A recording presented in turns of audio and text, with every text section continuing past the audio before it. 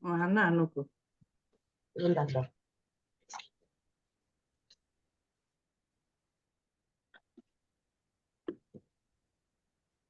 Baterainya kurang.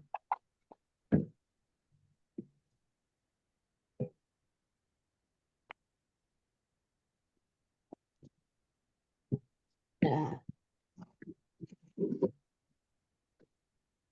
Dah.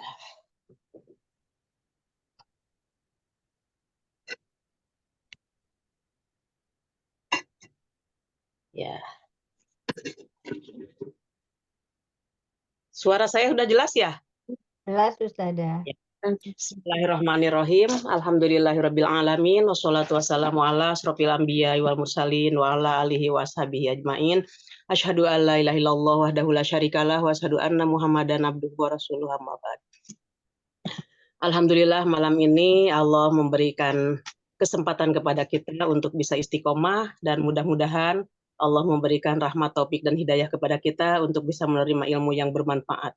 Semoga Allah membimbing kita selama hidup kita dan mohon kita kepada Allah untuk mendapatkan husnul khotimah. Amin ya rabbal alamin. Monggo. Iya. Apa namanya? Wiwin minta tolong di host-in ya. Jadi aku balik-baliknya gampang gitu ya. Maksudnya apa? Bisa, Win? Oh, iya. Maksudnya apa? Enggak, kamu yang nanti ini gilirannya siapa baca gitu. Baiklah, Susi dulu ya saya. Silakan. Oke, ya. Bismillahirrahmanirrahim. Surat Al-Ghaziyah ayat 1. Ya. Sudahkah sampai kepadamu berita tentang hari kiamat? Terus ke bawah. Pada hari itu banyak wajah yang tertunduk, terhina.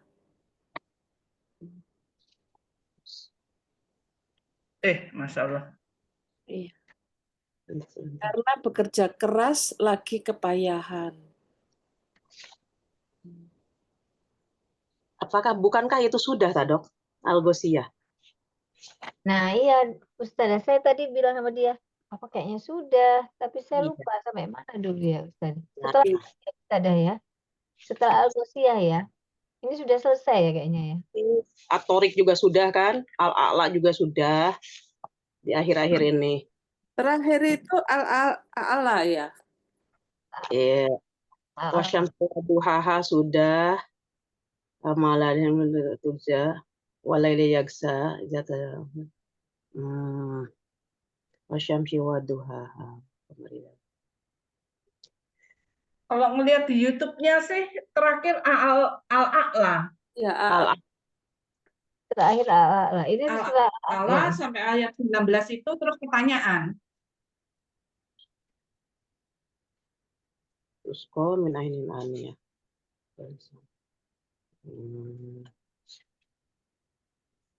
Al-Fajr sebelum ya. Ya monggo Dok, kalau udah ada ya saya nggak ngasih tanda. Nanti tak tandain. Ya, monggo Al-Ghaziyah monggo. Monggo, diulang. Ya. Ya. 888. Ya, mereka memasuki api yang sangat panas atau neraka. Ya. Ini sudah jelas ya. Insya Allah. Hal ataka hadisul ghosiyah. Apakah telah datang kepadamu tentang berita adanya hari kiamat? Ini kepada Rasulullah SAW. Allah menyampaikan wahyu bahwa sudah datangkah kepadamu tentang berita hari kiamat plus dengan segala peristiwanya yang mencekam. Wujuhu yawma izin khosyi'ah. Pada hari itu wajah-wajah ada yang menunduk dan ada pula wajah-wajah nanti pada hari itu pun ada yang gembira. Maka nanti di hari kiamat itu hanya ada dua macam, wajah dan yang gembira dan wajah yang sedih. Jadi di situ tidak ada kepura-puraan. Masalahnya apa? Disebabkan oleh amalan-amalan yang waktu manusia itu melakukannya di dunia. Maka apapun yang dilakukannya oleh manusia di dunia nanti dinyatakan oleh Allah berbentuk diterima oleh masing-masing jiwa. Maka dari itu Allah memberikan kabar, wujuhu yauma izin khosyi'ah. Pada hari itu wajah-wajah itu tertunduk. Ini penekanannya bagi orang-orang yang durhaka. Bagi orang-orang yang waktu di dunia menghambur-hamburkan waktu untuk melaksanakan kemaksiatan. Penekanannya kepada orang-orang yang tidak memeluk Islam. Maka sudah pasti mereka itu hanya rasa menyesal yang tidak ada putusnya. Dan ketika menyesal pada waktu itu, penyesalan yang seumur-umur. Maksudnya yang selama-lamanya. Karena mereka berada di...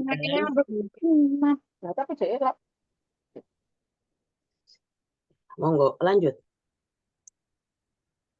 Ustazah, ini berarti kan maksud saya hari kiamat itu kan setelah semua dibangkitkan. Maksud saya ketika yang masih hidup itu bisa menemui hari kiamat ya. Bagaimana kalau yang sudah mendahului kita? Dunia ini akan hancur. Itu adalah kiamat pertama, termasuk planet seluruhnya, termasuk langit pun dihancurkan oleh Allah. Manusia-manusia yang ada di bumi ini hanyalah manusia-manusia yang durhaka, tidak memiliki iman sedikit pun. Orang yang masih memiliki iman walaupun sebesar dzarrah atau sebesar atom, maka oleh Allah diwafatkan dengan didatangkannya angin yang sangat dingin. Maka ketika angin itu dihembuskan atas izin Allah, maka mengenai ketiaknya masing-masing yang memiliki iman, maka dia akan meninggal. Maka tersisalah orang-orang yang jahat. Nah, maka ketika orang-orang yang jahat itu tersisa di dunia ini, bumi nggak mau. Bumi bumi ini sudah enggan gitu untuk menampung manusia yang jahat itu. Maka akhirnya bumi ini ya istilahnya dihancurkan oleh Allah. Maka pada waktu itu orang-orang yang mengalaminya adalah orang-orang yang durhaka. Sedangkan orang yang beriman sudah diwafatkan oleh Allah. Terus bagaimana posisi orang-orang yang diwafatkan oleh Allah? Ya sudah, mereka-mereka mungkin insya Allah termasuk kita berada di alam kubur. Ya, berada di alam kubur. Nah, nanti di alam kubur itu dinampakkan setelah selesai hari kiamat. Maksudnya hari kiamat yang pertama. Nah, maka ketika bumi ini sudah hancur, kemudian oleh Allah itu didaur ulang kalau istilah saya itu. Padahal dari bumi ini juga jadi kita diciptakan dari tanah bumi ini, kemudian Allah mengembalikan ke bumi ini dan nanti Allah akan membangkitkan dari bumi ini juga, itu dalam surat Toha. Maka dari itu semua manusia yang sudah mendahului kita akan bangkit, ya termasuk kita nanti akan bangkit setelah bumi ini diratakan. Bangkitnya manusia di dalam hadis dikatakan seperti kita menanam biji-biji, maka ketika umpamanya biji jagung, maka ketika itu pertama keluar sedikit sampai mungkin berbentuk seperti kita ini, maka di situ oleh Allah disebarkan ruh-ruhnya dan tidak akan kepelisut itu ruh masuk ke dalam jasadnya masing-masing. Jadi tidak ada nempel ruh ini ke sini, oh ini bukan jasad saya, nggak seperti itu. Jadi ruh itu udah langsung seret masuk. Kita nggak bisa membayangkan bagaimana ya caranya masuknya, bagaimana, nggak usah. Kita pijit tombol aja, masalah listrik sudah nyala semuanya dan sudah mati semuanya. Kalau untuk pemahaman kita, tapi kita tidak bisa menjelaskan seperti itu. Hanya untuk mendekatkan aja. Itu Bu Susi, monggo. Ya, alhamdulillah. Saya takut sekali ya. Saya membayangkan nanti kalau kiamat bagaimana. Ternyata orang beriman tidak akan menemui kiamat yang pertama ya, Ustazah ya. Ya Allah. Insya Allah. Tapi kiamat kubro mengalami. Iya. Iya. Untuk diri sendiri ya. Ya Allah. Kiamat besar itu kan mengerikan. Iya. Terima kasih Ustazah. Ya. Monggo, Dokter Dia. Ya, silakan. Dian, Dian bisa kah? Nggak bisa, Win. Dian Oh, Dian izin. menyimak ya. Heeh. Oke, kalau gitu saya ya. Bismillahirrahmanirrahim. Mereka 5 ya. di api yang sangat panas atau neraka, diberi minum dari sumber mata air yang sangat panas. Tidak ada makanan bagi mereka selain dari pohon yang berduri. Zakum itu ya, Ustazah? Iya, iya, betul. Nah, si orang-orang yang durhaka tadi, waktu nanti dibangkitkan, ini sudah hari kebangkitan. Maka mereka itu kan sudah tasla naron ham ya, di nomor 4-nya. Tasla naron ham yang mereka sudah dimasukkan ke dalam neraka yang sangat panas. Maka ya tetap walaupun di neraka, walaupun mereka sudah hancur Hidup lagi. lagi oleh Allah, ya badannya itu diutuhkan terus dan terus. Jadi masih mereka merasakan ada lapar, ada haus yang tidak terhingga, lapar pun yang tidak terhingga. Maka mereka itu terus qomin ainin aniyah, maka diberilah cucuran air-air yang sangat panas. Laisa lahum ta'amun illa min dori. Maka si orang-orang penghuni neraka itu tidak ada makanan kecuali dari pohon yang berduri. Pohon yang sangat panas, yang sangat pahit. Karena mereka itu dalam posisi lapar, ya ditelan aja oleh mereka. Gitu. Ini adalah ancaman bagi orang-orang yang waktu di dunia dia tidak mau bertakwa kepada Allah. Monggo, lanjut, Dokter Wiwin. Selanjutnya itu yang nomor 7 ya, yang tidak menggemukkan dan tidak menghilangkan lapar. Jadi semua minuman dan makanan yang mereka makan saat itu tidak menggemukkan dan tidak menghilangkan lapar maupun haus itu ya, Ustazah. Iya, jadi artinya yang nggak ada pengaruh bagi mereka, tetap aja makan itu rasa lapar ada, rasa haus ada, terus-menerus seperti itu. Jadi tidak ada dampaknya untuk tidak ada rasa nikmat sedikit pun gitu. Walaupun semenit, walaupun setengah menit, walaupun sedetik lah kecilnya itu. Mereka tidak merasakan nikmat. Yang mereka rasakan itu adalah suakit dan sakitnya dalam keadaan dibakar. Ya, Masya Allah. Kalau di dunia kan ini ada kebakaran-kebakaran, kalau toh ada orang yang meninggal, ujung-ujungnya kan meninggal. Nah, tapi ketika di akhirat itu masuk ke dalam neraka, tidak ada satupun yang meninggal. La yamutu fiha wa la yahya. Mereka tidak akan mati selama-lamanya. Dan tidak pula orang yang di neraka itu hidup. Artinya walaupun dikatakan hidup, kan badannya hancur. Dikatakan mati, dia merasakan. Itulah siksaan dari Allah. Mudah-mudahan kita dihindarkan dari api neraka. Amin. Lanjut, Dok. Baik. Selanjutnya Uria bisa, Say? Monggo.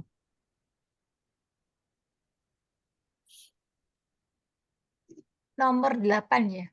Iya, nomor 8. Pada hari itu banyak pula wajah yang berseri-seri. Lanjut. Merasa kurang ke Empat bawah. ya? 9-nya belum. 9 belum. Merasa senang karena usahanya sendiri. Mereka dalam surga yang tinggi. Masih lanjut aja, Bu Uria. Belum Di titik sana ini. kamu tidak mendengar perkataan yang tidak berguna. Di sana ada mata air yang mengalir. Di sana ada dipan-dipan yang ditinggikan. Dan gelas-gelas yang tersedia di dekatnya. Dan bantal-bantal sandaran yang tersusun. Dan permadani-permadani yang terhampar. Iya, segitu. Paham mau mereka? Iya.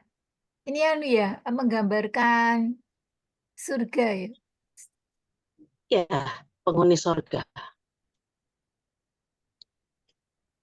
Ini wajah yang kedua. Di wajah yang pertama itu kan gulita, wujuh naimah. Nah, ini wajah yang kedua itu adalah wajah yang berseri-seri. Pada nanti kita dikumpulkan di alam mahsyar.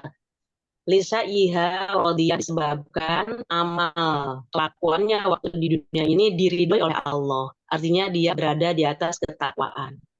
Maka dari itu orang-orang yang beriman, orang-orang yang melaksanakan keislamannya secara benar dan istiqomah, maka nanti wajah-wajahnya itu akan berseri-seri. Lain lagi dengan dia mengaku Islam, tapi tidak melaksanakan keislamannya. Mungkin sholatnya, zakat, puasa yang wajib-wajibnya itu tidak mereka laksanakan, atau sekali-kali mereka termasuk ke dalam golongan yang bingung juga bagi mereka. Terutama bagi orang yang tidak memeluk Islam, sudah pasti dia itu celaka selama-lamanya. Bagi orang yang waktu di dunianya itu memeluk Islam dan melaksanakan keislamannya dengan benar, yaitu takwa, fi jannatin aliyah, mereka berada di taman-taman yang tinggi. La tasma'u fiha laghiyah, mereka tidak akan mendengar di dalam surga itu perkataan yang sia-sia. Tidak akan mendengar sesuatu yang tidak bermanfaat. Enggak seperti kita mungkin mendengar lain-lain yang tidak menyenangkan hati, maka di surga tidak ada lagi sesuatu yang akan menyentuh hati kita itu sakit. Wa namariqu maspupah wa jarobiyu mabsusah, maka di situ ada bantal-bantal yang tersusun. Ya, pokoknya kita di atas amben. Di ayat yang lain dikatakan kita ini berada di atas amben, yang amben itu terbuat dari emas permata dan berlian. Maka kita di situ nanti duduk berhadap-hadapan saling membicarakan. Alhamdulillah ternyata janji Allah itu benar ya adanya, katanya. Untung waktu di dunia kita ini bertakwa. Maka sekarang kita merasakan apa yang dijanjikan oleh Allah. Wajarobiyu mabsusah, dan minuman-minuman yang di situ tersusun, cangkir-cangkir yang sangat banyak sekali, yang kita ini tidak perlu pergi mengambil, akan tetapi kita disediakan oleh Allah pelayan-pelayan yang akan mendampingi kita. Di ayat lain seperti itu, semuanya lengkap. Mau minta makan model apa, mau minuman model apa, di sana semuanya sudah tersedia, dan ketika kita meminumnya tidak ada dampak negatif untuk kita, tapi semuanya diminum satu kali rasanya seperti ini, begitu kedua tambah nikmat, ketiga tambah nikmat, jadi makin hari itu makin tambah nikmat. Kalau di dunia makin hari makin tua kita, walaupun sebelumnya udah masuk dari berbagai arah ke kita, tapi ternyata tua juga kita. Nah, karena kenapa? Yaitulah yang namanya dunia, bahwa kita ini akan berakhir. Tapi di surga itu tidak ada berakhir, insya Allah. Mudah-mudahan kita penghuninya. Oke, monggo, Dr. Wiwin bagaimana? Baik, Ustazah. Ustazah nanya. Ya, monggo, Dok. Perkataan yang tidak berguna sama perkataan yang tidak menyenangkan itu kan beda ya. Kalau yang tidak berguna itu kadang-kadang nih ya, enak juga ngomong-ngomong, kalau kita istilahnya kan omong kosong gitu loh. Omong kosong itu kadang-kadang ya menyenangkan sih gitu. Itu gimana ya?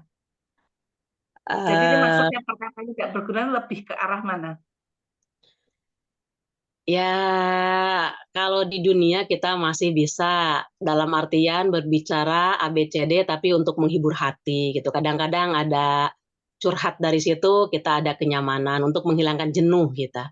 Masalahnya karena kita di dunia walaupun berada umpamanya di atas sajadah terus seharian membuka Al-Qur'an, itu ada rasa jenuh ke kita ini. Maka dari itu kita kadang-kadang memalingkan pandangan, entah menonton, memalingkan ucapan yang tidak zikrullah. Nah, kalau untuk di dunia seperti itu. Akan tetapi kalau kita masih berada di koridor ketakwaan, itu hanya sepintas-sepintas. Tapi tetap kembalinya ke zikrullah kita. Nah, kalau di sorga itu sudah tidak ada yang dokter utarakan tadi. Jadi semuanya bermanfaat. Bahkan napasnya pun di sorga itu terucap subhanallah. Napasnya. Jadi kalimat subhanallah itu, kalau kita kan sekarang subhanallah itu harus ada usaha. Subhanallah, subhanallah, subhanallah. Napas kita kan hanya menghirup oksigen, dikeluarkan karbon dioksidanya. Kalau kita di dunia gitu, nanti di surga itu napasnya kita itu subhanallah. Subhanallah. Dengan sendirinya. Makanya walau alam saya juga nggak bisa membayangkan gitu. Cuman di hadis seperti itu. Jadi saya menerimanya amantu billah aja sudah. Saya beriman gitu. Karena nggak bisa. Dalam hati saya, bagaimana ya subhanallah ucapan itu. Saya suka gini-gini. Nah, tetap aja kembali ke mulut saya, ke ucapan saya. Subhanallah, subhanallah. Nah, di surga itu tidak seperti itu. Jadi ketika napas itu adalah yang keluar ucapan subhanallah. Itu dong. Pokoknya kita beriman aja. Tidak ada yang sia-sia, tidak ada yang berguna, dan semuanya akan bermanfaat. Ya, Ya, ya itu dong. Baik. Insya Allah. Sudah. Ustadzah, kan Ya. ada istilah surga di dunia. Ya, Seperti yang digambarkan kita duduk di dipan, berbantalkan bantal-bantal empuk, itu kan sebenarnya juga kita rasakan ya di dunia ya. Jadi sebenarnya kalau misalnya di dunia ini kita merasakan hal-hal yang nikmat, itu bisa dianggap sebagai surga dunia gitu ya, Ustaz? biasanya kan kalau yang namanya kenikmatan bagi kita, yaitu duduk-duduk di amben, berbaring, melepaskan lelah, dengan kita sudah menyiapkan diri untuk minumannya, makanannya, apapun aja. Maka ketika kita bisa menikmati itu, nikmatnya hati itu seolah-olah tidak ada pemikiran apa-apa. Nah, kemudian di sorga itu diibaratkan seperti itu, karena kenikmatan-kenikmatan yang dinikmati oleh kita di dunia, maka hakikat yang kita rasakan selama di dunia, maka nanti di akhirat itu lebih dari itu. Cuman itu yang tadi untuk perbandingan. Maka yang dokter katakan, bagaimana itu termasuk surga dunia? Ya, di dalam hadis dikatakan barang siapa orang yang dia itu memiliki bekal untuk besok, kemudian mendapatkan anak yang soleh, dan di situ ya keluarganya sakinah mawaddah warohmah, maka dia sudah memiliki surga dunia. Gitu. Ya itu dok. Pokoknya istilahnya kenyamanan hati kita, selama kita di dunia ini, tidak ada rasa jengkel, tidak ada rasa iri hati, dengki, pokoknya nyaman aja. Nah, ya itu termasuk bagian surga dunia. Tapi ya namanya kenikmatan dunia itu nggak bisa dikatakan sama salah surga dunia, tapi tetap aja merupakan bagian daripada nikmat. Karena itu semua kita tetap harus berusaha gitu. Kalau di akhirat itu kenikmatannya itu bukan dari hasil kita gerak di sana untuk mengambil ini dan itu, tapi kita ini dilayani. Karena waktu di dunia kita berusaha untuk melaksanakan ketakwaan kepada Allah, maka nanti di akhirat yang kita terima itu adalah hasilnya dari capeknya kita di dunia, gitu dok. Ya. Ya. Bahkan, sangat sedikit saya, bahkan ketika kita ini di dunia, seseorang menempati tempat yang sederhana. Akan tetapi dia itu diiringi dengan ketakwaan kepada Allah yang betul-betul hatinya itu bisa nyaman. Maka walaupun dia berada di satu kamar kos-kosan, karena hatinya itu diiringi dengan ketakwaan kepada Allah, maka alangkah luasnya dia memiliki hati seperti itu. Maka itulah yang dikatakan surga dunia itu. Ya. Jadi kenyamanan. Nah, ya, insya Allah dok. Iya, katanya kan saya pernah dengar apa peribahasa atau apa ya. Jadi kalau atau hadis ya, seseorang yang tidak merasakan kenikmatan atau perasaan nikmat di dunia itu seakan-akan kalau dia memiliki perasaan nikmat dan tentram dan sebagainya itu seakan-akan dia sudah merasakan surga gitu, atau sebaliknya itu dia tidak akan merasakan manisnya surga gitu, Ustazah. Mungkin ya. Itu tadi kalau orang yang tenang hatinya, apa itu kan otomatis dia akan menjadi baik gitu semuanya ya, Ustazah. Tidak ada iri hati, tidak ada dengki gitu ya. Nah, itu. Jauh dari iri hati, jauh dari dengki, dia tidak ada sentuhan hati yang akan menyakitkan gitu kan. Nah, insya Allah dengan adanya seperti itu, mungkin itulah merupakan manisnya iman. Kalimatnya kalau di dunia itu menurut agama manisnya iman. Itu dok. Baik, Ustazah. Ya, maaf. Terima kasih. Monggo Baik, lanjut. selanjutnya, iya ya, Di. Oke. Maka tidakkah mereka memperhatikan unta bagaimana diciptakan? Ini kita disuruh mikir ya Ustazah ya. Ya betul. Ya, bagaimana coba? Maksudnya ya unta kan tahan tidak minum berhari-hari, mungkin berbulan-bulan bahkan ya, tahan panas seperti itu. Terus dan Dia punya unuk tempat Hah? air. Apa? Punya unuk tempat air tuh loh. Iya. Iya. ha-ha.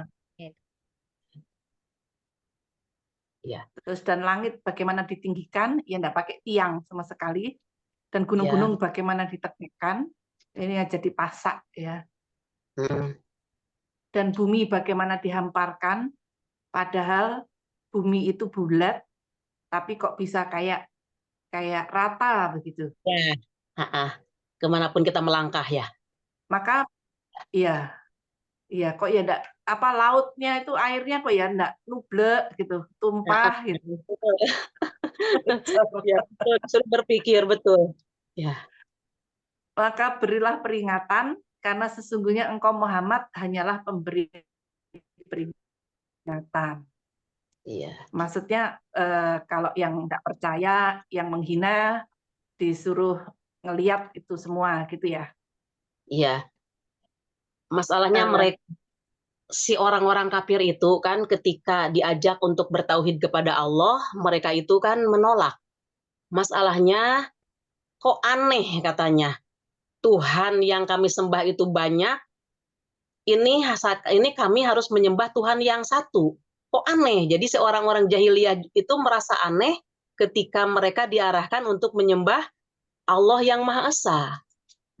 Tapi secara rububiyah mereka mengaku siapa yang menciptakan bumi dan langit, yaitu Allah katanya. Nah, tapi yang mereka sembah adalah berhala. Nah, Lata Uja itu yang mereka sembah. Jadi mereka di dalam masalah rububiyahnya itu menerima karena dengan akal pikirannya dia kan berhala yang mereka sembah kan tidak bisa gerak. Jadi tidak mungkin dia menciptakan langit dan bumi. Bahkan menurut akal pikirannya sendiri, itu kan ciptaannya dia, maksudnya dibuat oleh dia dari batu, dipahat atau bisa juga dicetak gitu kan dan lain sebagainya. Maka dia begitu menyembah harus dia yang dibuat gitu si berhala tadi. Tapi begitu giliran ditanya siapa yang menciptakan langit dan bumi, dia mengatakan Allah katanya. Allah yang di atas katanya gitu. Jadi Allah Tuhan kita gitu. Nah, jadi mereka itu mempersekutukannya di dalam masalah uluhiyah. Maka dari itu mereka dijelaskan oleh Rasulullah, afala yang zuruna ilal ibili kaifa khuliqat? Maka tidakkah engkau perhatikan bagaimana Allah menciptakan unta? Karena dengan unta tersebut adalah hewan yang sangat menakjubkan. Dia sangat kuat dan keras, tetapi sekalipun demikian, dia itu jinak. Nah, jinaknya itu yaitu ketika oleh juragannya itu disuruh duduk, disuruh membawa beban-beban, dia nggak pernah menjatuhkan beban di jalan gitu. Nggak pernah dia marah-marah. Tapi samina wa ata'na terhadap juragannya. Maka itu semuanya adalah atas kekuasaan Allah ditundukkan kepada juragannya masing-masing. Nah, kemudian dari itu susunya pun diminum oleh penunggangnya. Maka dari itulah unta yang diciptakan oleh Allah. Jadi mereka supaya paham, menjelaskan tentang ciptaan-ciptaan Allah itu bagaimana. Ya, termasuk langit, tidak ada tiangnya, kemudian bumi, walaupun dikatakan bulat, tapi nggak pernah kita gelundung. Kecuali kalau umpamanya kita naik gunung, karena kelihatan sekali itu gelundungnya, maka kita pun begitu naik seolah-olah tertarik dari belakang. Nah, karena terlalu dekat. Tapi ketika kita dari Indonesia ke Mekah, maka rata-rata aja, jalan seperti biasa aja. Itulah Allah memberikan perasaan kepada kita sesuai dengan irodahnya Allah, dan itu merupakan kemuliaan Allah, kasih sayang Allah kepada hambanya. Ya. Maka fazakir, hendaklah engkau memberikan peringatan dengan Al-Quran. Innama anta muzakir, karena sesungguhnya engkau yang akan memberikan peringatan kepada semua umatnya. Hati-hati loh ya, kalau kamu tidak menyembah Allah dan kamu tidak takwa kepada Allah, nanti kamu akan dimasukkan ke dalam neraka. Tapi kalau kamu bertakwa kepada Allah, Allah akan memberikan kepadamu surga. Nah, itu peringatannya itu, Dok. Isinya begitu gitu Al-Quran itu. Monggo, lanjut. Gimana? Ustazah, Ya. tolong diulangin penjelasan yang apa rububiyah, uluhiyah itu gimana? Gimana? Penjelasannya dulu tuh. Rububiyah itu artinya bahwa segala sesuatu yang menciptakan bumi, langit, dan seluruhnya adalah Allah. Dan yang mengatur isi bumi langit pun Allah, termasuk kita ini hidup kehidupan kita, berjalannya kita di dalam menempuh kehidupan diatur oleh Allah semuanya. Ada kalanya kita sakit, ada kalanya kita sehat, ada kalanya orang itu kaya, dan ada pula orang yang tidak kaya. Semuanya itu adalah sudah ditentukan oleh Allah. Itulah rububiyah Allah. Rububiyah. Ya. Maka ketika orang yang dia itu di dalam masalah apapun dia merasa down, umpamanya di dalam ekonominya, dia tidak yakin bahwa itu semua adalah sudah ketentuan dari Allah. Maka dia umpamanya menceng dalam hidupnya itu mencari dukun untuk menstabilkan ekonomi. Atau dia datang ke kuburan-kuburan. Dia itu ya berdoanya kepada Allah katanya, tapi supaya si yang dikubur dianggap soleh itu supaya disampaikan doanya supaya cepat. Ya itulah yang dikatakan musyrik. Musyriknya musyrik rububiyah. Seharusnya semua orang itu harus yakin bahwa ketika dia diuji di dalam masalah apapun yang tidak enak di hati ataupun secara fisik, maka itu semua udah ada ketentuan. Cara menyikapinya ya sabarlah sambil tetap berdoa dan tidak boleh meninggalkan ketakwaan kepada Allah. Itu tidak akan lama. Maka seandainya itu dia sikapi dengan penuh keridoan, maka disitulah akan menjadi penggugur bagi dosanya dan akan mendapatkan rezeki di luar dugaannya. Itu Dok, rububiyah. Terus selain rububiyah ada apa lagi? Uluhiyah. Kalau uluhiyah masalah sembahan. Uluhiyah, sembahan Ya. maksudnya? Tidak ada Tuhan yang berhak disembah kecuali Allah. Itu adalah tauhid uluhiyah. Orang-orang yang dia itu memeluk agama Ardi selain orang Yahudi Nasrani kan kafir ahli kitab. Yahudi Nasrani itu kafir ahli kitab. Artinya mereka itu dulunya ada kitab yang diturunkan oleh Allah. Tapi seumpamanya yang Ardi ini adalah kepercayaan Konghucu, Hindu, Buddha. Kan mereka menyembah bukan Tuhan yang kita sembah. Mereka adalah menyembah Tuhan yang mereka gambarkan, yang mereka ada-adakan, yang mereka wujudkan dengan pemikirannya sendiri. Setelah itu diwujudkan, disimpan di suatu tempat, kemudian mereka menyembahnya dengan cara mereka. Entah dengan bagaimana sih ini dan itu sebagainya. Nah, itu namanya musyrik uluhiyah. Masalah sembahan kalau uluhiyah itu, kalau sesembahannya itu. Jadi ada rububiyah, ada uluhiyah. Udah tidak ada lagi jenis lain lagi. Satu lagi, tauhid asma wa sifat. Asmaul husna. Tauhid asmaul husna. Ya. Namanya tauhid asma wa sifat. Ada tiga. Tiga ya tauhid. Oke. Bagian tauhid. Ya. Baik. Ya paham sudah. Ya, monggo. Lanjut, Dokter Bibin. Kembali ke Mbak Susi ya. Silakan. Ya, bismillahirrahmanirrahim. Nomor 22, ayat 22 ya. engkau bukanlah orang yang berkuasa atas mereka, kecuali jika ada orang yang berpaling dan kafir. Ini maksudnya kepada Rasulullah ya, ini apa namanya, ayat ini dikatakan kepada Rasulullah bahwa Muhammad Rasulullah SAW itu tidak berkuasa, tidak punya kuasa ya.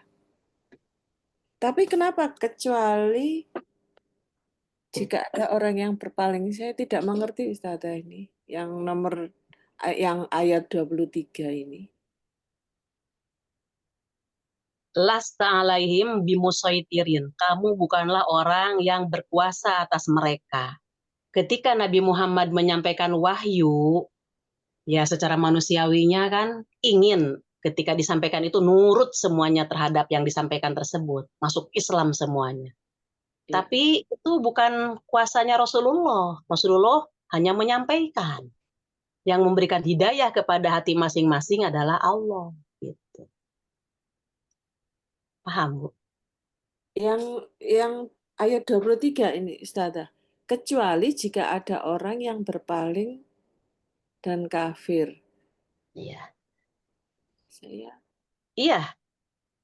Dijelaskan, ini penjelasan dari ayat yang pertama tadi. Engkau bukan orang yang kuasa untuk supaya mereka mendapatkan hidayah.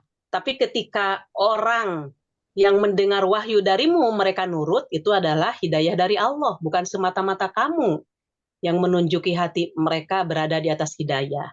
Ila mangwala wa kafar, kecuali orang yang berpaling dan dia itu kafir. Berpaling dari peringatan, artinya berpaling dari Al-Quran dan menolak Al-Quran tersebut, yaitu orang-orang kafir militan yang tidak memeluk Islam. Kalau sudah begini Allah melepasnya ya, tidak akan memberi apa namanya hidayah ataupun rahmatnya kepada orang-orang yang berpaling ini ya. Kecuali kalau mereka itu bertobat, artinya kalau bertobat sudah pasti masuk Islam. Ya. Tapi kalau mereka masih berada di atas kesesatan itu, kekafiran itu, mereka kafir Islam lagi sampai kalau nggak salah 2 kali seperti itu.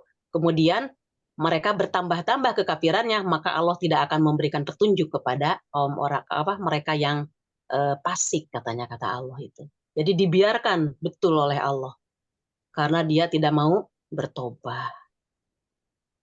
Ya, Bu Susi begitu. Monggo. Ya, paham. Makasih. Ya, ayat 24 saya, maka Allah akan mengazabnya dengan azab yang besar. Sungguh kepada kamilah mereka kembali. Ini maksudnya kepada yang kafir-kafir tadi itu ya Ustazah? Iya, oleh Allah disiksa orang yang tidak mau takwa itu kan, yang berpaling dari Al-Quran. Orang yang berpaling dari wahyu yang disampaikan oleh Rasulullah dan dia menolaknya dari wahyu itu. Maka fayu'azibuhullahul azabal akbar. Allah akan menyiksa dengan siksa yang besar, yaitu neraka. Ya. Lanjutkan. Mereka kembali, kemudian sesungguhnya kewajiban kamilah membuat perhitungan atas mereka. Jadi Allah yang akan hisab mereka itu. Iya. Inna ilaina ya bahum, sesungguhnya kepada kami manusia semuanya kembali. Orang kafir, orang yang beriman semuanya akan kembali kepada Allah. Setelah kembali kepada Allah, maka akan diminta pertanggungjawaban. Selama dia di dunia, apa yang mereka lakukan itu, apa yang kita lakukan, kita akan diminta pertanggungjawaban. Sesuaikah dengan visi dan misi Allah yang waktu diciptakan kita ini? Kita kembali bahwa Allah menciptakan kita ini liya'budun, kecuali untuk beribadah kepada Allah. Dan fasilitas yang Allah telah siapkan justru supaya manusia itu mudah melaksanakan ibadah kepada Allah. Dikasih akal pikiran yang sehat, dikasih materi yang banyak, maka semuanya itu adalah merupakan dukungan untuk kita lebih dekat, lebih takwa kepada Allah. Tapi ternyata banyak manusia yang dikasih fasilitas itu tidak dipergunakannya sesuai dengan visi dan misinya Allah. Iya, betul ya. Selanjutnya berarti ini surat lanjut ya? Ya, monggo. Bagaimana, Dokter Diah?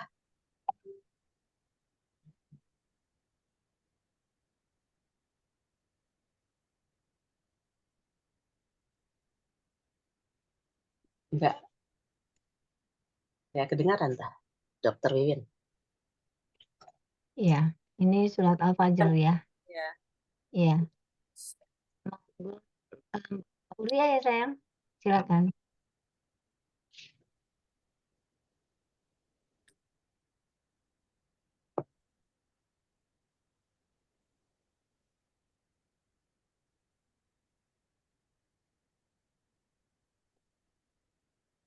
Ulia, Ulia nyimak kah?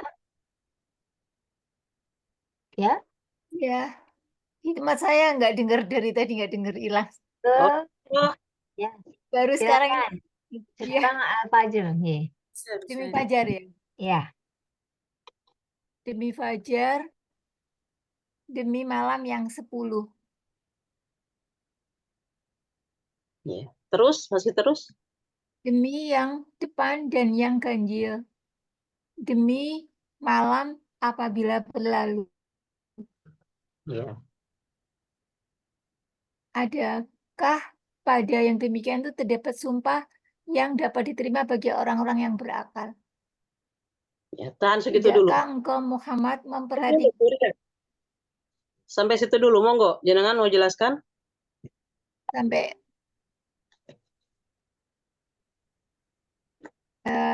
kurang paham saja. Wal fajri, demi Sumpah fajar. yang diterima. Fajar. Ya. Ini kan selalu kalau awal demi fajar, demi itu. Yang kalau demi malam yang ke-10. Iya, terus?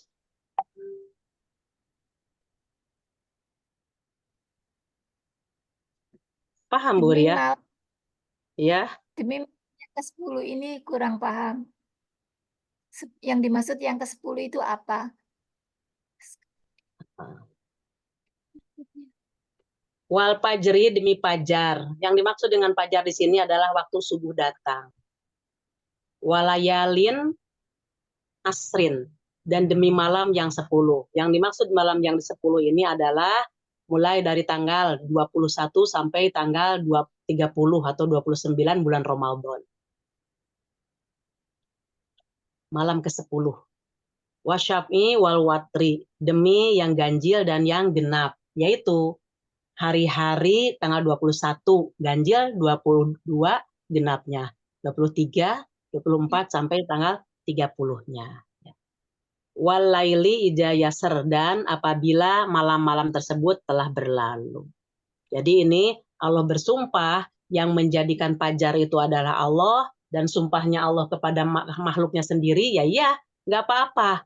Allah yang menciptakan, Allah yang menjadikan beliau sumpah dengan ciptaannya. Kalau kita nggak boleh bersumpah dengan makhluknya, nggak boleh. Kalau kita bersumpah itu demi yang menciptakan fajar, gitu kan? Demi yang menciptakan bumi dan langit. Nggak boleh demi pohon, nggak boleh kita seperti itu.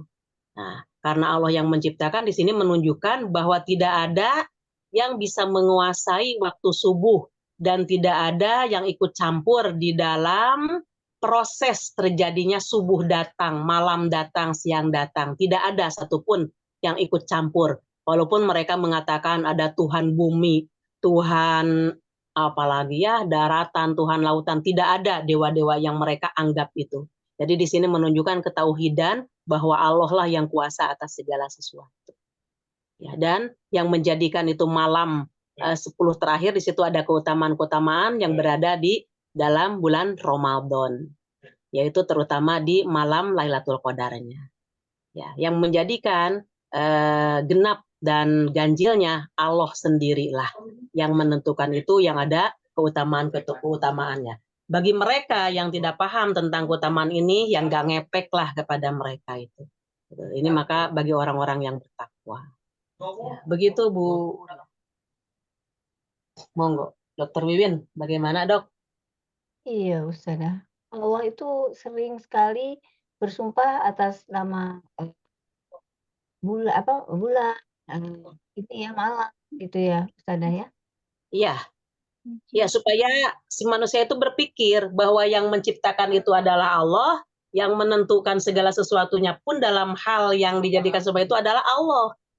Ya, jadi di situ menunjukkan ketauhidannya Allah, tauhid rububiyah ini namanya. Iya, Ustazah. Ya. Baik. Ya. Dia ya, Di ya. Balik lagi. Cuma kita berempat yang bisa baca.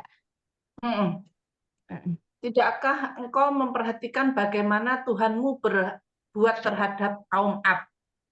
Ini saya nggak lupa ceritanya kaum Ad itu gimana, tapi ini salah satu kaum yang dimusnahkan ya sama Allah ya. Yaitu penduduk Iram, ibu kota kaum Ad yang mempunyai bangunan-bangunan yang tinggi. Yang belum pernah dibangun suatu kota seperti itu di negeri-negeri lain. Waduh, zaman dulu itu ternyata peradaban itu sudah Tinggi ya. Dok. Malah sekarang ini seolah-olah kalah ya. Apa? Sekarang ini IT kan yang munculnya ya. Iya. Masanya IT ya, semuanya pun itu adalah atas ketentuan Allah. Itu semua bukan hasil kecerdasan manusia semata-mata manusia sendiri, bukan merupakan berkembangnya peradaban manusia, hasilnya manusia sendiri, tapi itu semuanya adalah biiznillah, atas izin Allah. Ya, Allah lah yang memberikan ilham kepada hati masing-masing yang Allah kehendaki supaya ya semacam IT seperti ini di dalam ilmu apapun, kedisiplinan dalam masalah bidang-bidang ilmu tersendiri itu semuanya itu atas izin Allah, bukan kecerdasan manusia. Ya, gitu dok. Ya, itu sudah jelas. Lanjut. Dan terhadap kaum Samud yang memotong batu-batu besar di lembah. Dipotong ya. Dipahat zaman gitu dulu nanti. Iya sudah dipotong, tapi zaman sekarang itu ya orang yang masih di Bali itu di pelosok-pelosoknya itu masih banyak ibu-ibu yang nutuki batu juga dengan cara sederhana. Artinya itu dulu zaman sebelum Rasulullah atau ini kaum Samud ini. Iya. Ya, sebelum Rasulullah. Sebelum Rasulullah aja mereka sudah pinter motong bikin bangunan, tapi zaman sekarang pun masih ada orang yang kuno tidak bisa, ya termasuk saya, motong-motong batu besar kalau nggak pakai alat ya tidak bisa. Ya. Jadi mereka itu menemukan batu-batu gunung, kemudian yaitu dibobok, dijadikan rumah. Diambilin ya yang tidak diperlukannya, dikeluarin gitu kan, tapi di situ sudah dibentuk kamar, dapur, ruang tamu sampai luas. Jadi rumah, kalau kita ini kan bangun rumah mengumpulkan bata-batu dari gunung yang sudah dicetak, bata-bata batako. Kalau dulu enggak. Jadi mereka itu rumah-rumahnya itu nempel di gunung-gunung yang mereka pahat sendiri dan mereka itu belah sendiri. Nah, itulah di Arab begitu ya.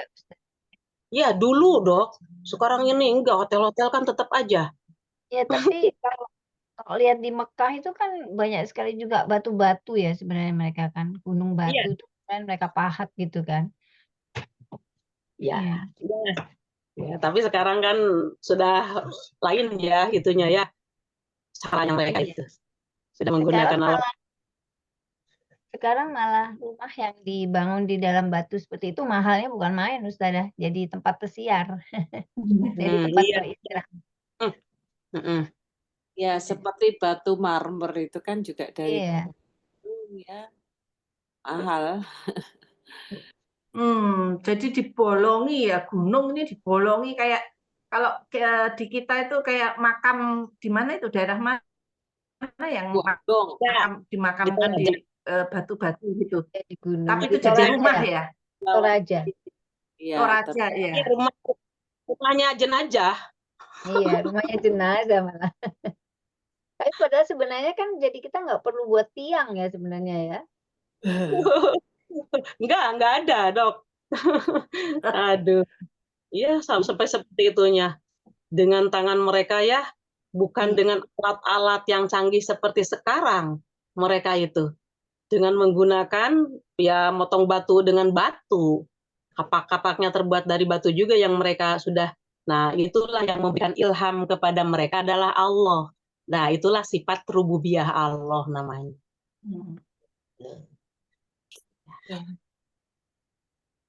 Jadi ya masih ada hubungannya kayaknya.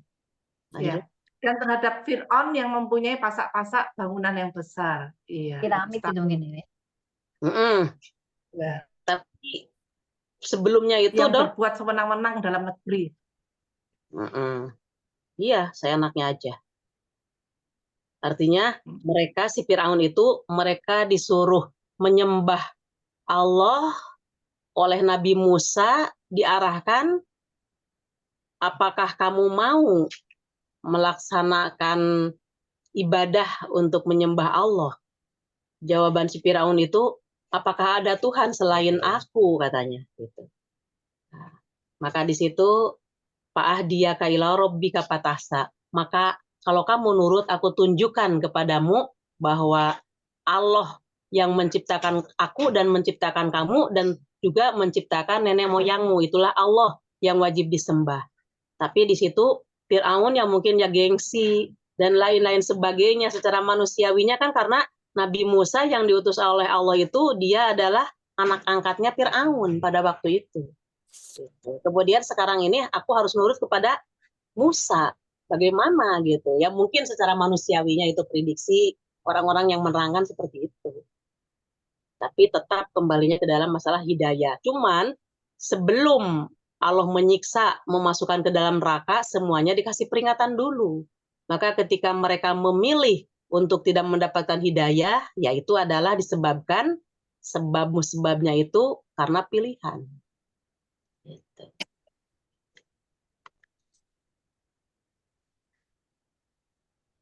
Waktu Nabi Musa menyampaikan bahwa Allah yang menciptakan langit dan bumi dan Allah berada di aras, si Fir'aun itu kan nggak percaya apakah ada betul Tuhannya Musa. Maka mereka itu membuat bangunan-bangunan yang tinggi supaya mereka itu bisa naik ke tangga yang telah disiapkan.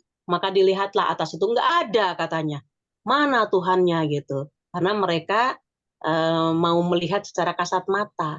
Tapi ternyata bangunan-bangunan yang tinggi yang dibuat oleh para penggawanya mereka atau suruhan-suruhan Firaun itu ya tidak mampu untuk melihat Tuhan yang ditunjukkan oleh Musa. Yang enggak seperti itulah, tapi mereka kan tetap melihatnya secara kasat mata. Ya begitu, Dok.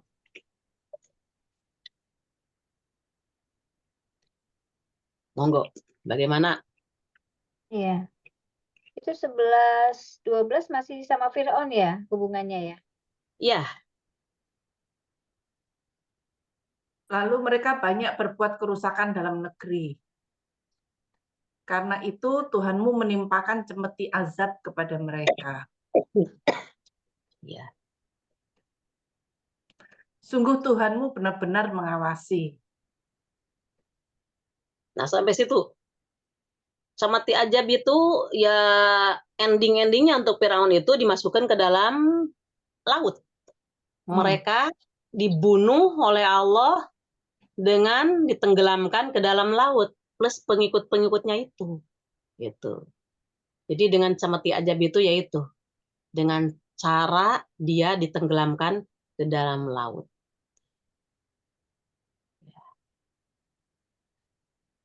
Yang waktu Jelas. dia mengejar Nabi Musa itu ya, Ustazah? Ya, ya. Mulutnya disumpel sama Jibril. Iya, Karena dia kan mengatakan begini, masalahnya kan orang yang lagi sakratul maut itu kan diperlihatkan surga dan nerakanya itu. Dan tetap berlaku kalimat-kalimat ini. Wahai, kalau orang yang beriman kan, wahai jiwa yang tenang, keluarlah, kamu sudah ditunggu keridhaan Allah dan rahmatnya Allah. Sambil ditunjukkan, ini rahmatnya itu surga, ini nerakanya sudah diperlihatkan. Nah, bagi orang yang beriman itu, maka nerakanya itu ditutup, maksudnya dihilangkan, maka yang ditunjukkan adalah surga. Nah, di situ. Nah, maka bahagialah ketika orang yang beriman itu sakratul maut melihat tempatnya dia. Tapi bagi orang yang kafir itu, dua-duanya diperlihatkan juga ya surga ya neraka. Maka si Firaun ketika dia sudah melihat tempatnya, maka dia itu baru sadar. Kalau begini katanya, aku beriman kepada Tuhannya Musa dan Tuhannya Bani Israel. Maka dia mengucapkan itu sudah ada di dalam ini, di apa, Yogorgiru tenggorokan. Maka oleh Jibril itu disumpel mulutnya itu dengan panah. Ya udah, dia tidak bisa berkutik lagi. Jadi di dalam hadis dijelaskan bahwa Firaun itu adalah termasuk penghuni neraka yang kekal selama-lamanya. Ada hadisnya. Jasadnya itu masih tetap ada sehingga kita bisa lihat dan bisa ambil pelajaran ya, Ustazah. Iya, Dok. Dokter sudah melihat langsung nggak ke museumnya? Epic banget. Cuma lihat gambar-gambarnya aja. Oh iya, saya juga lihatnya di YouTube. Tapi nggak akan jauh gambar namanya foto ya, insya Allah. Iya. Ya begitu, begitu, Dok. Wah, seperti itu udah kayak. Nah itu siksaan bagi dia.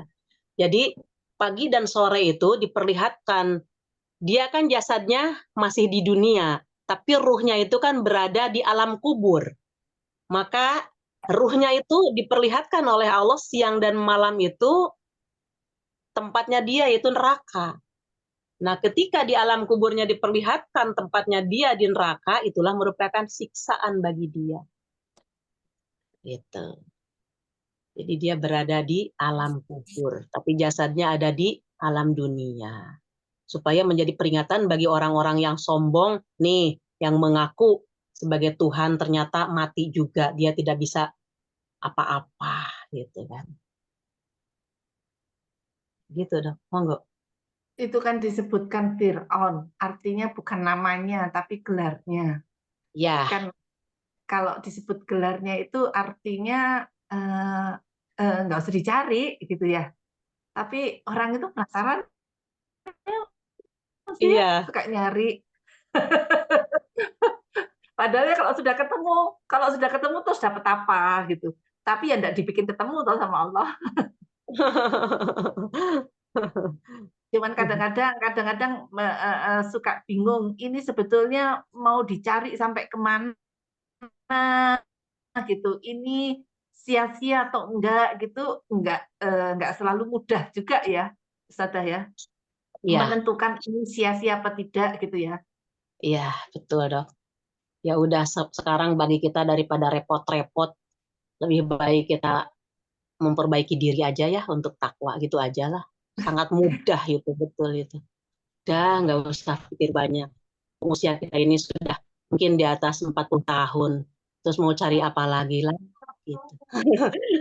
Saya suka berpikir gitu. Iya. Ya. Baik, selanjutnya Ya, 15 ya dia. Iya.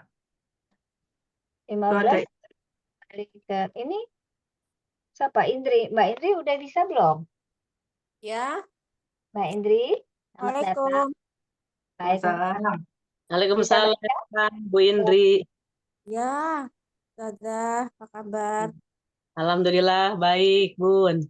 J. Nomor 15 ya. 15. Bismillahirrahmanirrahim.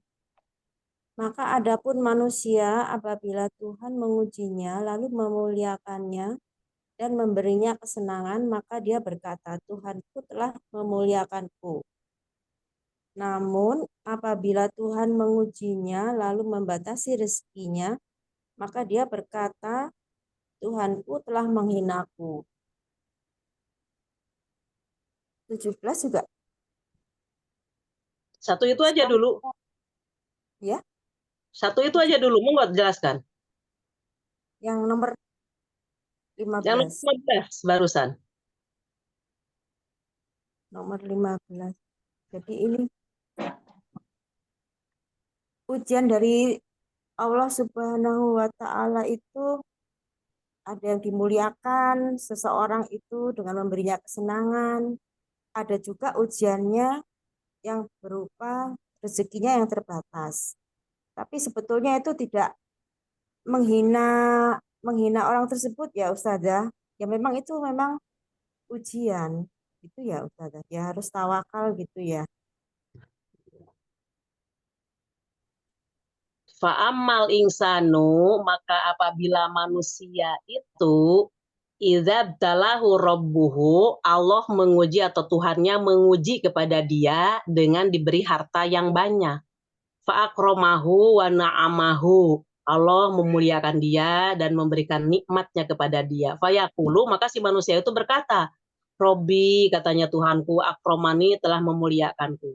Jadi ketika Allah menguji, dia diberi harta kekayaan yang banyak, malah dia mengucapkannya, oh Allah telah memuliakan kepadaku. Gitu. Jadi dia begitu melihat orang-orang yang tidak memiliki harta yang banyak seperti dia, maka keluarlah ucapan, dia hina, dia dihinakan oleh Allah, tidak memiliki harta, sedangkan kami ini banyak harta yang diberikan oleh Allah.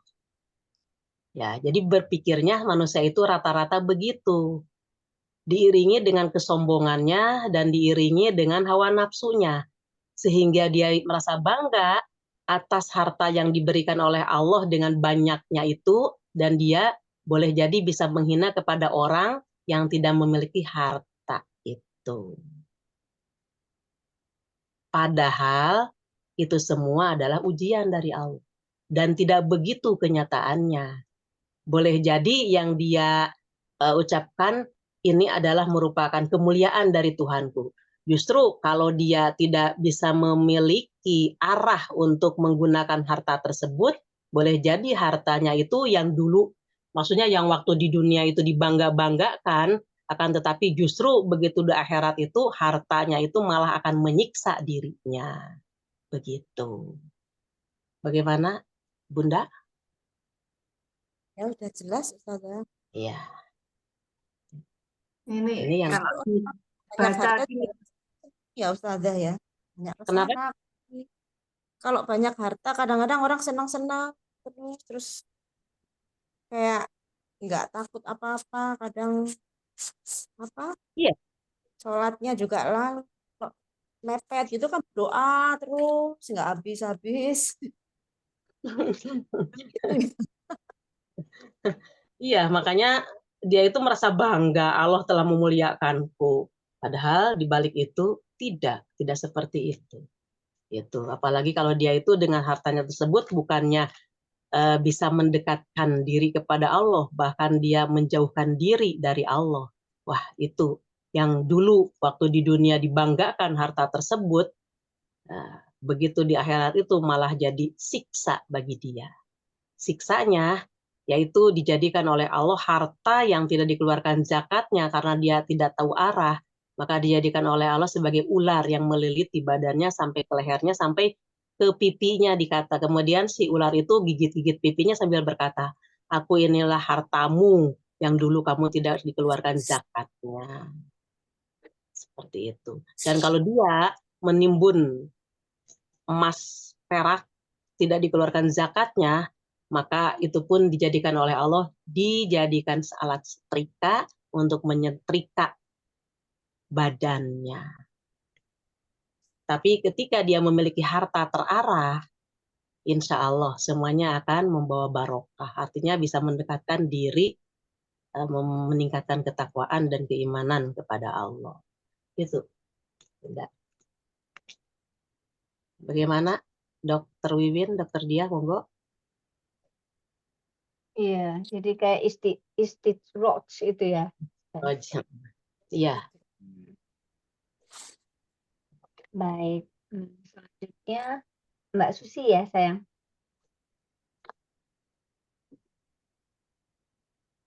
Oh, Mbak Susi lagi nggak ada. Baik, kalau gitu saya sekali-kali tidak, bahkan kamu tidak memuliakan anak yatim. Dan kamu tidak saling mengajak memberi makan orang miskin. Itu maksudnya sedangkan kamu memakan harta warisan dengan cara mencampur baurkan yang halal dan yang haram. Ini maksudnya pada orang-orang yang diberi harta yang mengira bahwa dirinya dimuliakan tadi itu ya Ustazah. Ya, Kita malah tidak menggunakannya di jalan yang Allah inginkan gitu ya. jadi hartanya itu tidak terarah. Bahkan di kanan kirinya tahu ada anak yatim, kok tidak ada bagian sedikit pun untuk berbagi ke anak yatim. Dan tidak pula kalian mengadakan suatu rembugan untuk menyantuni orang-orang miskin. Jadi tidak ada sama sekali. Ya, dinikmati aja sendiri. Bahaya itu, harta yang demikian gitu. Nah, ini pembelajarannya bagi kita, oh ternyata kalau kita punya harta harus berbagi kepada orang yatim. Kemudian kita pun ayo mengadakan santunan, diajak semuanya untuk memberikan ke orang-orang yang miskin. Gitu. Ustazah, Ya. saya dengan adanya ayat ini kan kita diminta untuk selalu memperhatikan, tidak lupa memperhatikan anak yatim dan orang miskin ya. Ini kan banyak kan di rumah-rumah yatim piatu itu akhirnya dijadikan semacam pencitraan. Jadi ulang tahun gitu ya, dengan dengan reason, dengan alasan untuk menyenangkan anak yatim, kemudian ulang tahun di rumah anak yatim. Tapi itu efeknya ternyata menimbulkan kecemburuan, Ustazah. Ini bagaimana? Jadi para anak yatim itu merasa, enak ya kalau punya orang tua lengkap, lalu punya harta yang berlebih, bisa nraktir, bisa memberi. Nah, ini bagaimana Ustazah? Kadang agak salah tingkah ini dengan seperti. Ya. Kita pahami dulu, ulang tahun itu boleh nggak di Islam? Betul-betul harus kita tahu, harus kita pahami. Di Islam itu tidak ada ulang tahun. Mohon maaf ya, karena jenengan ngajinya sudah agak lama pada saya, dan jenengan sudah banyak pengetahuan tentang Islam. Maka saya menjelaskan lagi berulang-ulang. Islam itu tidak ada ulang tahun. Ulang tahun itu diadakan di orang-orang ahli kitab Yahudi Nasrani. Dalilnya man tasabbaha biqaumin fahuwa minhum. Barang siapa yang meniru ulang tahun seperti mereka, maka dia itu termasuk Nasrani dan Yahudi. Maukah kita disebut oleh Allah di sisi Allah memeluk Islam, tapi ternyata keislaman kita ini batal disebabkan kita meniru hal seperti itu. Karena dalilnya jelas, man tasabbaha biqaumin fahuwa minhum. Barang siapa yang menyerupai mereka, maka dia termasuk golongannya. Islam itu tidak mengadakan masalah ulang tahun, titik. Selanjutnya, bagaimana kok timbul seperti efek negatif tadi ketika kita mengadakan hal-hal seperti itu? Ya makanya, tadi kan sudah saya jelaskan, nggak usah mengadakan itu. Karena Islam itu tidak mengajarkan itu. Yang kedua, bagaimana caranya supaya tidak ada efek negatif kepada anak-anak di panti asuhan? Ya kita nggak usah membawa keluarga ke situ. Yang penting uangnya kita bawa, amplopin, mau satu-satu, amplop satu. Kedua makanan, kotak-kotak satu. Tinggal datang ke situ. Penekanannya kepada pengurusnya. Ada berapa di sini orangnya? Pokoknya, di sini ada 35.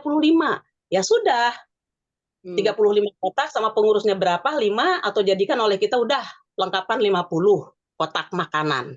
Kemudian amplopnya kita mau ketemu dengan orang itu, anaknya langsung. Umpamanya kita ingin nyantuni langsung anaknya itu suruh salim, minta dikumpulkan oleh pengurusnya. Tinggal kita salim tempel semuanya. Udah beres. Di mana letak kecemburuannya? Nggak ada. Malah itu insya Allah termasuk yang bagus sih. Pendidikan ya. Sudah sih yang saya terangkan. Ya, Ya. paham, Ustazah. Kalau Ya, kadang semuanya pemahaman saya kan kadang-kadang terpengaruh, masih terpengaruh dengan kebiasaan dulu ya. Jadi ketika kita menerapkan seperti ini, oh loh, kok ada ini ya? Oh, ternyata salah ininya ya, penerapan ini ya. Terima kasih, Ustazah. Iya, memang ya, Islam itu sangat teliti ya. Iya, terima kasih. sangat mudah Islam itu kalau kita tahu ilmunya. Ya, betul seperti itu. Mudah-mudahan, mohon maaf, saya menjelaskan agak tegas. Memang harus tegas. Kalau saya abu-abu nanti bahaya bagi saya sendiri. Nanti saya dihisab oleh Allah, takut saya. Betul. Makanya ketika kita berdakwah itu kulil haqqa walau kana muron. Ucapkan ya yang benar walaupun itu pahit. Pahit bagi yang menerima, pahit bagi yang menyampaikan. Dua-duanya ada seperti itu. Tapi insya Allah jenengan itu sudah ngaji lama, makanya saya tuh langsung plak plak plak. Yang benar itu benar saya tunjukkan. Tapi kalau yang salah memang di Al-Qur'annya tidak ada dalilnya, bahkan itu menyerupai orang kafir, ya saya tunjukkan supaya apa? Ketika kita berdakwah itu mengajak kepada semua supaya dia selamat dunia dan akhirat. Itu tujuan utama ketika kita berdakwah. Gitu. Mohon maaf ya, bunda-bunda semua. Benar, Ustazah. Ya, terima kasih. Ya, Monggo, Dokter Dia, Dokter Wiwin, monggo bagaimana, Dok? Yang 19 itu penjelasannya gimana, Ustazah? Dicampur-campur itu gimana, Mas? Contohnya, makan harta warisan dengan mencampur baurkan itu gimana? Harta warisan, yakni memakannya tanpa mempedulikan dari arah mana dihasilkannya, baik cara yang halal maupun yang haram. Dia kan manusia itu ngumpulkan hartanya ketika dia mencari harta dengan cara yang halal atau yang haram. Maka ketika dia meninggal, harta itu kan nggak jelas. Artinya ketika dia memiliki harta yang banyak, waktu masih dimiliki oleh orang tua tersebut, apakah hartanya itu dikeluarkan zakatnya secara benar atau tidak? Maka ketika orang tua mengelola harta tersebut, tidak dikeluarkan zakatnya secara benar, berarti di situ ada harta yang tidak halal. Karena zakatnya belum dikeluarkan. Sehingga nanti ngepek. Begitu dia meninggal kan itu menjadi warisan. Gitu. Apakah yang dia miliki itu sebanyak itu dari hasil korupsi atau bukan?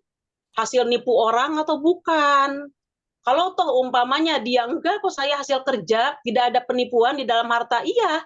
Tapi sudah ketika sampai nisab sudah dikeluarkan zakatnya enggak. Nah itu pun pengaruh. Gitu. Maka watakuluna turasa aklal lama. Dan kamu memakan harta warisan dengan cara mencampur baurkan yang halal dan yang haram. Itu udah mananya. Baik. Oke. Ya. Lanjut. Maaf Ustazah, saya bertanya lagi. Di Ya. itu ayatnya penekanannya kepada yatim ya. Yatim saja ya Ustazah. Kalau piatu tidak ini ya. Tidak ditekankan ya. Karena masih ada penanggung jawab. Kalau yatim itu kan orang tua pihak bapak yang meninggal. Iya. Ya. Sedangkan ketika bapak itu meninggal, berarti tidak ada yang mencarikan nafkah. Gitu. Maka itu harus betul-betul diperhatikan oleh orang yang memiliki harta. Ketika piatu, maka termasuk ke kategori ayat 18. Wala tahauduna la tu'amil miskin. Maka kamu tidak menganjurkan untuk memberi makan kepada orang-orang miskin. Gitu. Dan di Islam itu yatim itu usianya sebelum 14 tahun, sebelum 15 tahun. Jadi kalau sudah 15 tahun tidak dikatakan yatim lagi. Itu di Islam. Diadanya di surah apa di hadis Muslim. Gitu. Nah, terus dia kan masih sekolah, bahkan dia usianya 15 tahun itu masih sekolah SMA gitu. Berarti dia termasuk yatim. Bukan yatim istilahnya kalau mengikuti Islam, dia termasuk miskin. Yatimnya sudah lepas karena sudah balik. Maka di situ posisinya dia miskin. Maka miskin itulah yang harus disantuni oleh orang-orang yang memiliki harta kekayaan. Begitu Bu Susi. Bagaimana Dokter Dia? Iya, sudah. Lanjut Dok. Baik, 20. Mbak Susi ya, tadi Mbak Susi nggak ada soalnya. Silakan. 20 ya. Dan 20. mencintai harta dengan kecintaan yang berlebihan. Sekali-kali tidak apabila bumi diguncangkan berturut-turut atau berbenturan, dan datanglah Tuhanmu dan malaikat berbaris-baris, dan pada hari itu diperlihatkan neraka jahanam. Pada hari itu sadarlah manusia, tetapi tidak berguna lagi baginya kesadaran itu. Iya, sampai situ dulu. Paham? Ya, Apa? jadi apa? Awal tadi, ketika orang berlebih-lebihan dalam dunia itu melupakan ketika di akhirat gitu maksudnya ya. Sehingga Iya. akan timbul penyesalan setelah mengetahui bahwa ini setelah kiamat ya, pasti akan menyesal karena terbuai dengan urusan dengan dunia gitu. Antara dunia ya. Wa tuhibbunal mala hubban jamma.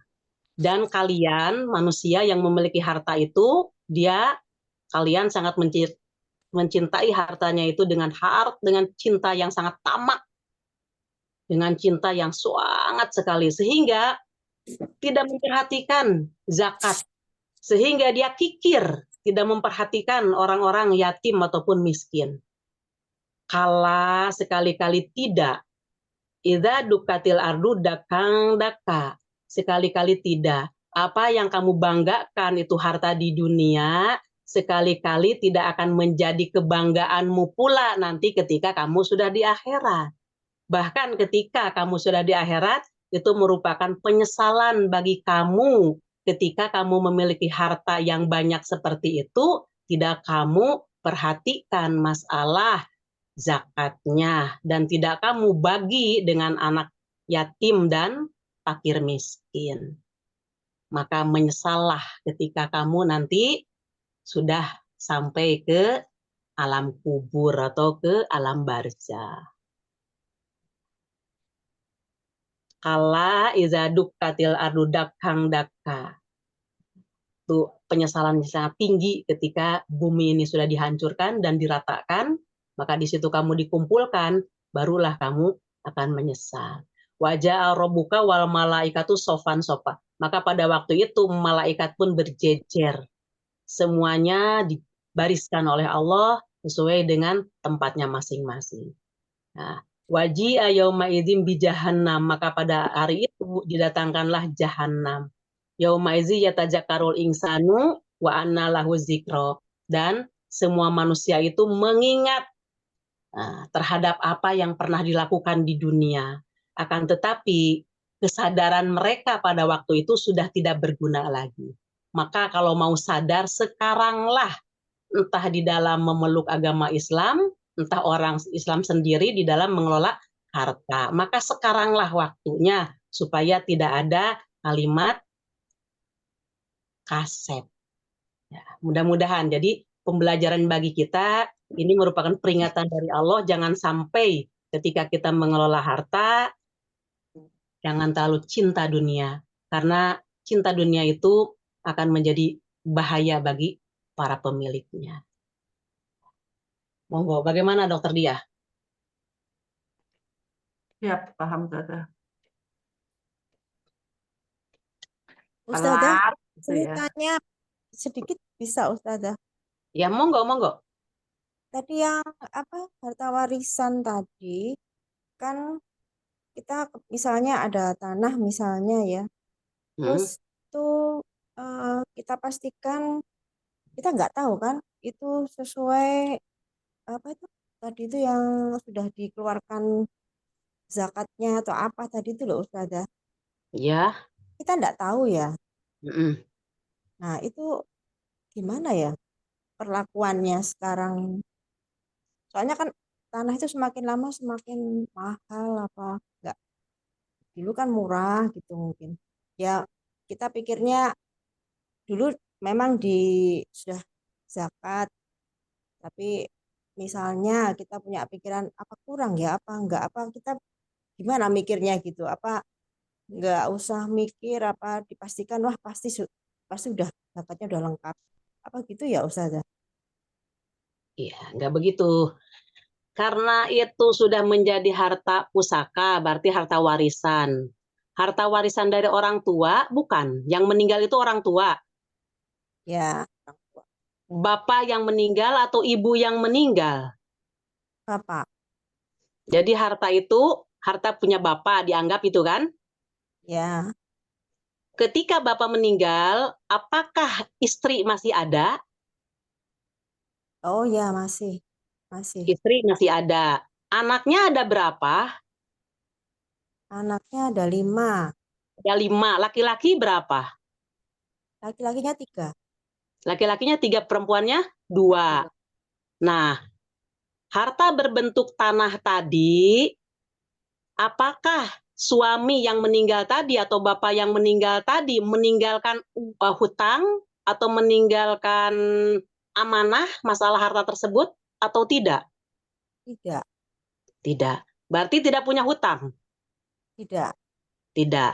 Nah, tanah itu ditaksir atau dijual kira-kira berapa? Dari tanah peninggalan jenazah tersebut, istri karena bapak punya anak, istri mendapatkan 1/8 dari tanah tersebut. Sisanya dibagi anak laki-laki 2 bagian, perempuan 1 bagian. Nanti setelah selesai kepemilikan tersebut, nah kemudian si perempuan mendapatkan berapa, si laki-laki mendapatkan berapa, kemudian ibu yang 1/8 itu berapa dari besarnya harta waris tadi. Nah, nanti bagaimana cara mengeluarkan zakatnya tersebut? Ketika itu sudah diuangkan dan masing-masing sudah memiliki, sudah memegang uangnya masing-masing, maka di situ baru perhitungan masalah nisabnya. Nisabnya itu yaitu sekitar 80 gram emas yang 24 karat. Maka ketika uang warisan yang sudah kita miliki, kalau kita belanjakan, dikuruskan ke emas tadi, kalau kita belanjakan, sudahkah mencapai 80 gram atau lebih? Nah, berarti ketika kita menerima uang dari warisan tersebut, dihitung sudah mencapai nisab. Nisabnya 80 gram emas. Maka ketika itu belum wajib juga karena masalahnya belum haul, menunggu 1 tahun. Maka ketika kita memiliki harta warisan itu sudah sampai nisab, umpama jatuhnya di bulan Muharram. Karena untuk perhitungan waris itu tidak menggunakan Masehi, menggunakannya Hijriyah. Umpama di bulan Muharram. Nah, Muharram yang akan datang itu, ternyata sebelum Muharram itu, si pemilik menginginkan kendaraan, menginginkan apa sajalah. Nah, membelikan membelikan tanah lagi gitu. Sehingga uang itu tinggal 10 juta.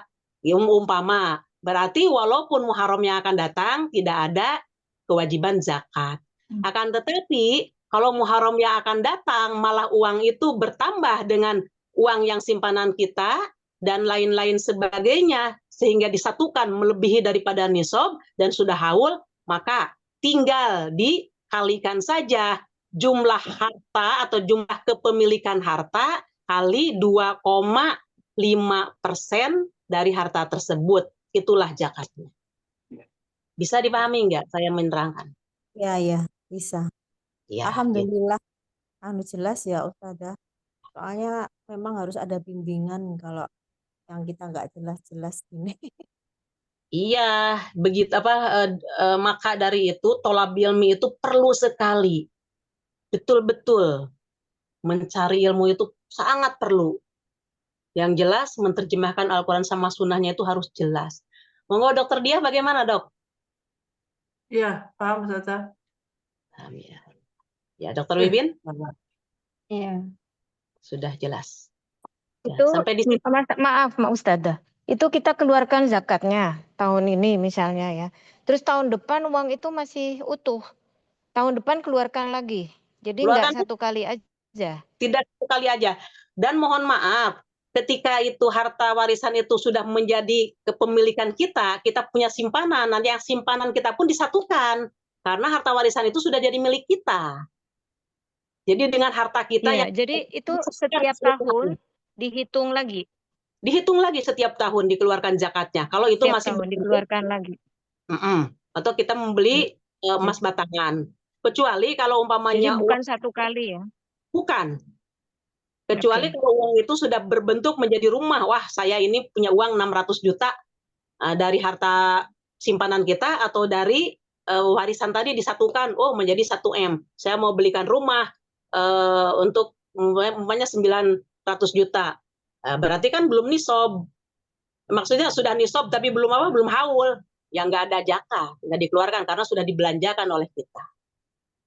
Karena rumah itu tidak ada kewajiban untuk dikeluarkan zakatnya membeli rumah itu. Paham, Bunda? Ya, makasih. Ya sampai di sini, alhamdulillah, mudah-mudahan kita dituntun oleh Allah berada di atas jalan yang lurus dan mudah-mudahan Allah memilih kita sebagai hamba yang mendapatkan kebaikan. Artinya kita bisa lebih paham di dalam memahami agama dan mudah-mudahan kita dikasih taufik untuk bisa mengamalkannya. Amin ya rabbal alamin. Rabbana la tuzigh qulubana ba'da idh hadaitana wa hab lana min ladunka rahmah innaka antal wahhab. Subhanakallahumma wa bihamdika asyhadu an la ilaha illa anta astaghfiruka wa atubu ilaik. Rabbana atina fid dunya hasanah wa fil akhirati hasanah wa qina adzabannar. Wassalamualaikum warahmatullahi wabarakatuh. Waalaikumsalam. Semuanya. Dadah. Ya. Salam sehat, selamat istirahat. Ya.